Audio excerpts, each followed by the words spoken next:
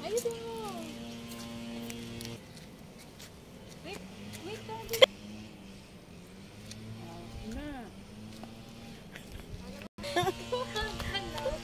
Gumagalaw yung tarpaulin namin.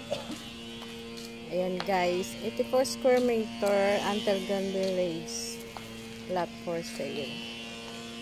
So wala na kayong problemahin dito.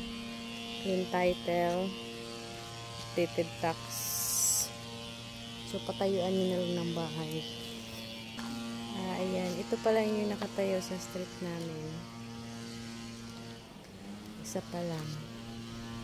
So, dito kami. Ayan. Contact lang guys. Sa number na nasa nakikita niyo. So, ayan po.